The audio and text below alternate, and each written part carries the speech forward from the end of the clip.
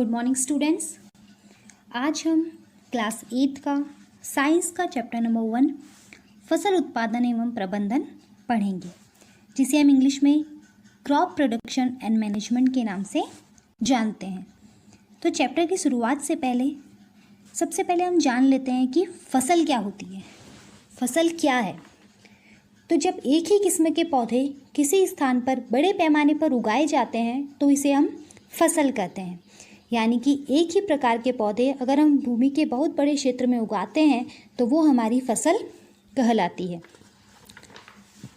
हम सभी को भोजन की आवश्यकता होती है।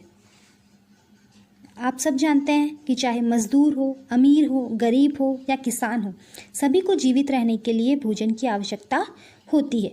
और हमारी इस भोजन की आवश्यकता की पूर्ति करने के लिए जो हमारे किसान होते हैं वो बड़े स्तर पर फसल का उत्पादन करते हैं। यानी कि बड़े पैमाने पर भारी मात्रा में फसलों को उगाते हैं।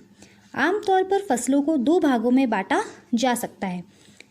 फसलें जो किसानों द्वारा बोई जाती है उन्हें हम नॉर्मली दो भागों में बांटते हैं। फर्स्ट है खरीफ की फसल और दूसरी है रबी की फसल।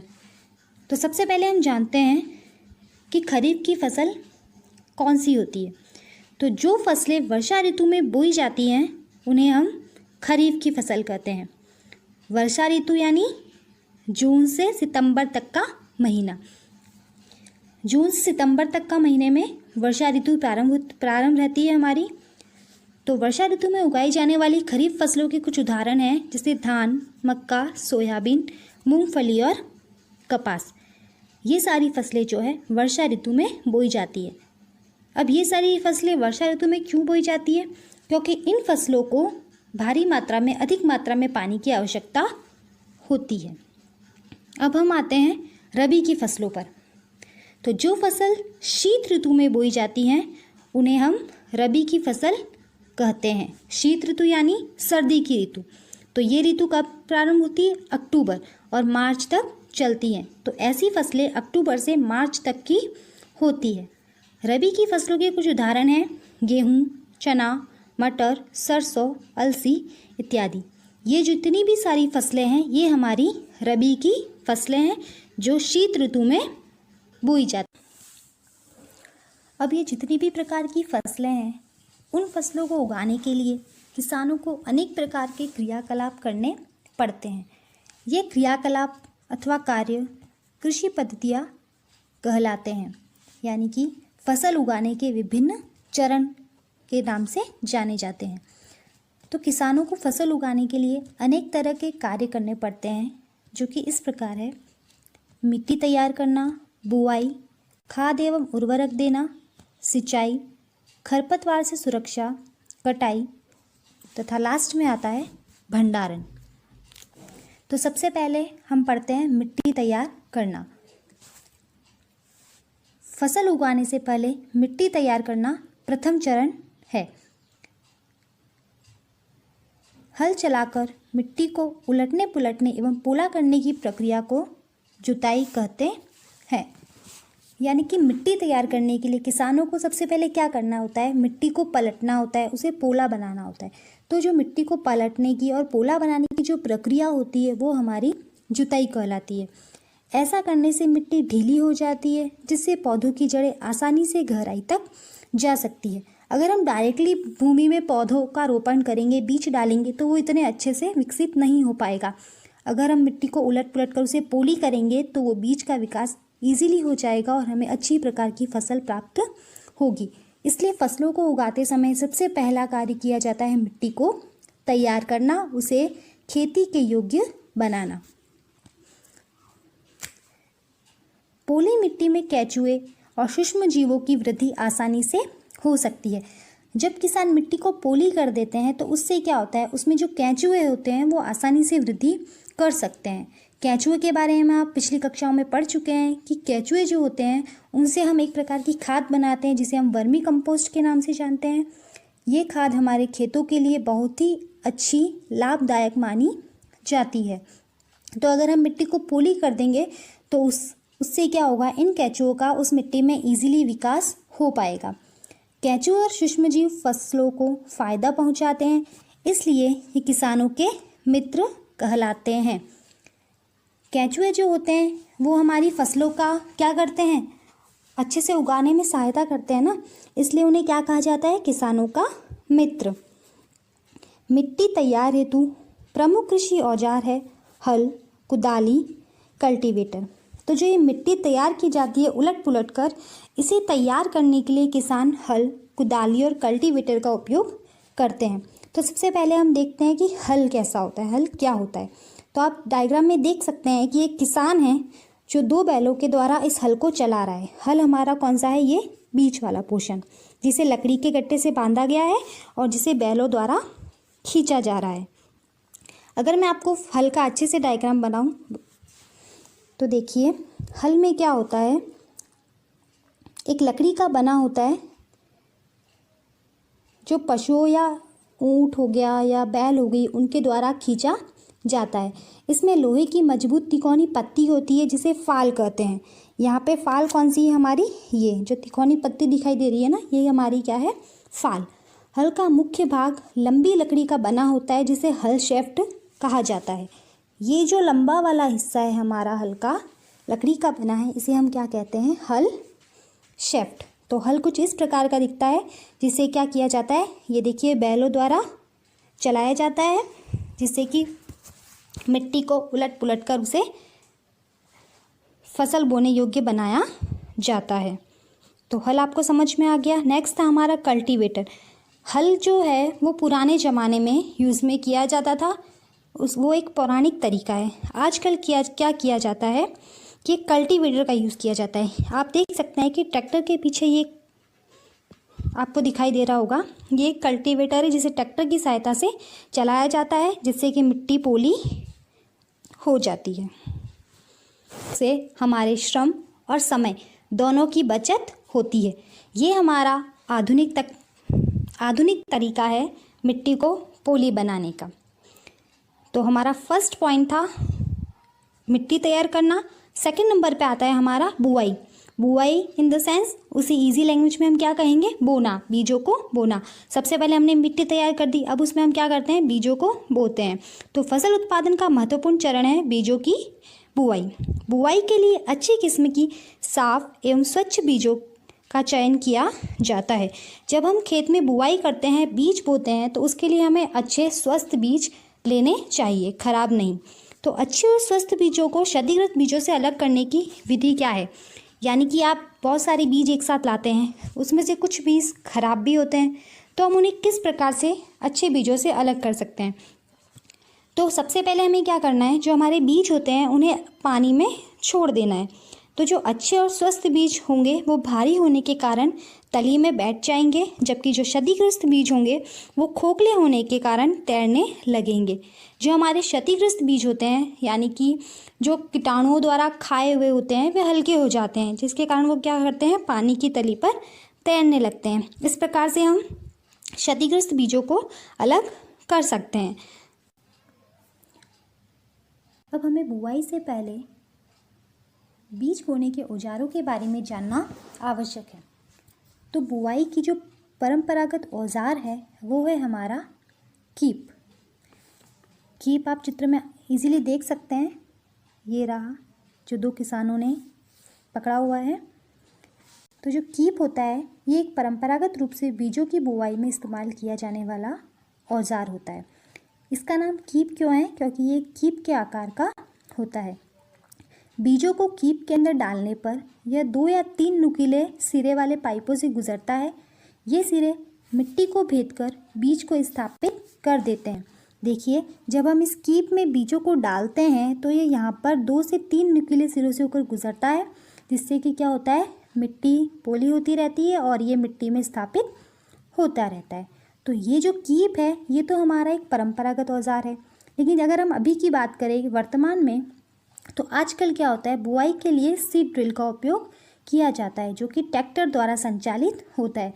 जिस प्रकार हम कल्टीवेटर को ट्रैक्टर के पीछे जोड़कर मिट्टी तैयार करते हैं ना, उसी प्रकार सीड ड्रिल को भी ट्रैक्टर के पीछे लगाया जाता है और इससे बुआई का कार्य किया जाता है।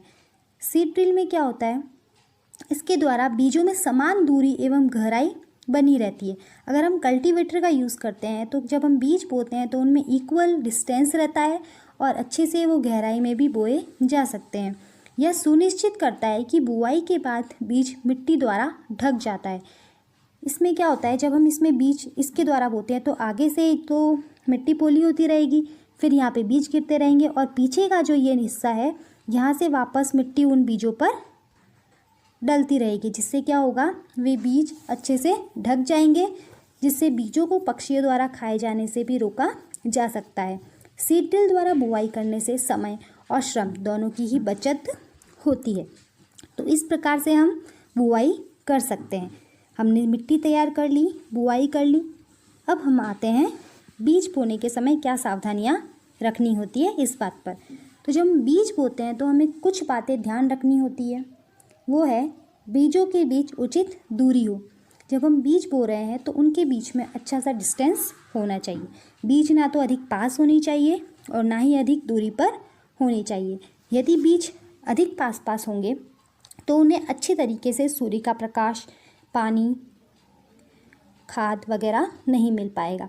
क्या हो जाएगा, उन दो बीजों में आपस में पौधों में प्रतिस्पर्धा हो जाएगी। जो हम उन्हें देंगे ना पानी, खाद उनके लिए, तो हमें बीजों को उचित दूरी पर बोना चाहिए। नेक्स्ट है, बीजों को उचित गहराई पर बोना चाहिए। बीज जो है अधिक ऊपर भी, मिट्टी के ऊपर भी नहीं रहने चाहिए और ना ही अधिक गहराई पर होने चाहिए। यदि उन्हें हम अधिक गहराई पर बो देंगे तो वो अच्छे से उग नहीं पाएंगे, उन्हें पोषण पदार्थ अच्छे से नहीं मिल पाएगा। और यदि ऊपर रख लिया हमने उन्हें ज़्यादा तो वो पक्षियों द्वारा ही खा लिए जाएंगे। इसलिए हमें उन्हें उचित गहराई पर ही बोना चाहिए। नेक्स्ट आता है हमारा खाद एवं उर्वरक। मिट्टी तैयार करके बुआई करने के पश्चात बीजों में हमें खाद एवं उर्वरक भी मिलाना होता है। तो फसलों को लगातार उगाने से मिट्टी में क्या होता है, पोषक तत्वों की कमी हो जाती है। जब हम एक स्थान पर बार बार खेती करते रहते हैं, बार बार फसलों का उत्पादन करते हैं, तो मिट्टी के जो कुछ पोषक पदार्थ होते हैं, पोषक तत्व होते हैं, वो धीरे धीरे क्या होने लगते हैं, नष्ट होने लगते हैं। तो इन पोषक तत्वों की पूर्ति के लिए उनमें खाद एवं उर्वरक को मिलाया जाता है, जिससे कि पोषक स्तर मिट्टी का जो है वो बना रहता है। तो सबसे पहले हम बात करते हैं कि खाद की। खाद क्या होता है? तो खाद एक कार्बनिक यानी कि जैविक पदार्थ होता है जो पौधों या जंतुओं के अपशिष्ट से प्राप्त होता है।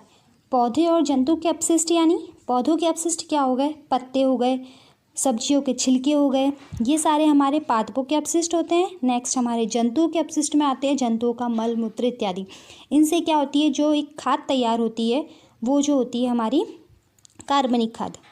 ऐसे अपशिष्टों को गड्ढे में डाले जाते हैं जो सूक्ष्म जीवों द्वारा अपघटन के बाद खाद बनाते हैं। जब हम इन अपशिष्टों को एक गड्ढा खोदकर डालते हैं उसके अंदर, तो क्या होता है, सूक्ष्म जीव जो होते हैं मिट्टी में, उनके द्वारा इनका अपघटन कर लिया जाता है, जिससे कि क्या हो जाती है, हमारी खाद तैयार हो जाती है।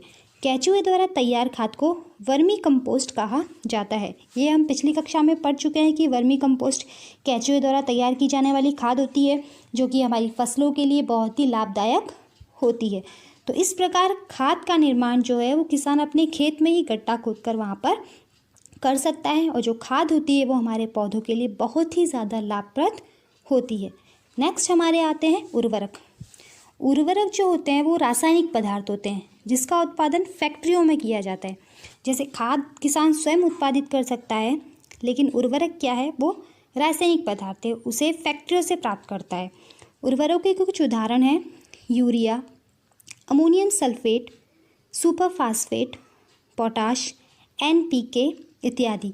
अब यहाँ पे NPK क्या है, ये जो हमारा NPK है ये है नाइट्रोजन, फास्फोरस, पोटेशियम। ठीक है, तो ये सारी क्या है, एक रासायनिक उर्वरक। उर्वरकों का अधिक उपयोग करने से मिट्टी की उर्वरता में कमी आती है।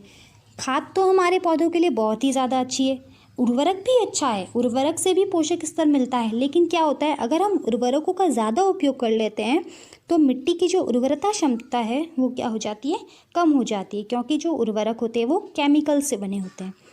यह जल और मिट्टी को प्रदूषित करता है।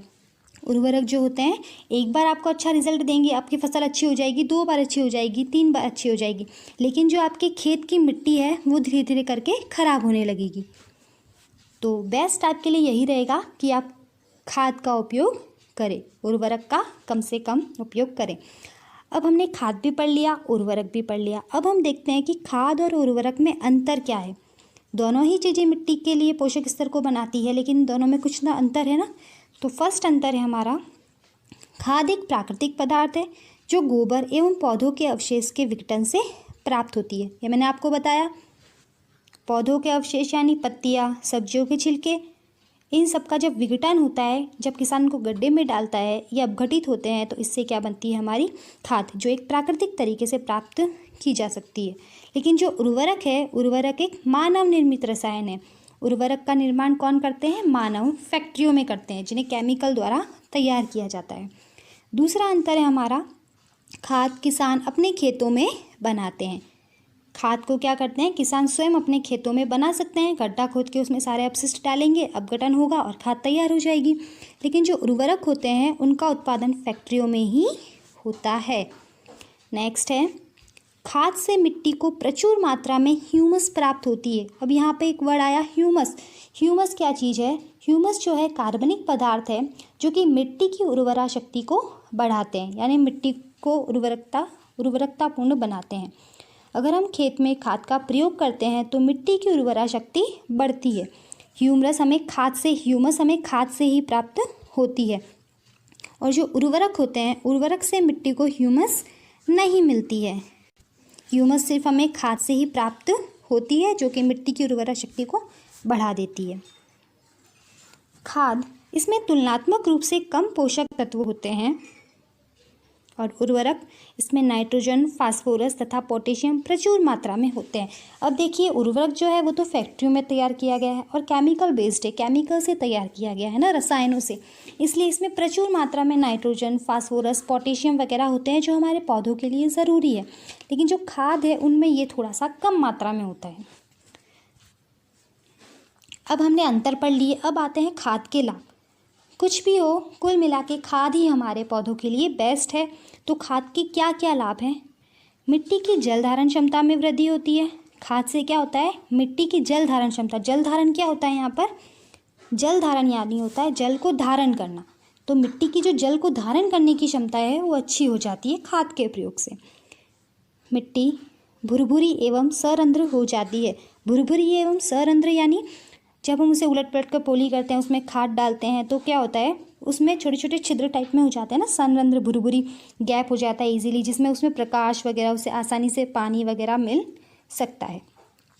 मिट्टी में लाभदायक जीवाणुओं की संख्या में वृद्धि होती है। जब हम खाद डालेंगे उसके अंदर तो वो जीवाणु द्वारा अपघटित होगी, जिससे क्या होता है, उसमें लाभदायक जीवाणुओं की संख्या में भी वृद्धि होती है। मिट्टी की संरचना में सुधार होता है। मिट्टी जो है एक अच्छी प्रकार से हमें प्राप्त होती है, एक अच्छी मिट्टी हमें मिलती है। हमने कुल मिला के 3 चरण पढ़े, मिट्टी को तैयार करना, बुवाई करना, खाद एवं उर्वरक देना किस प्रकार से दिया जाता है। आप अच्छे से समझ गए होंगे। नेक्स्ट वीडियो में हम आगे के बचे हुए चरणों को पढ़ेंगे। Thank you.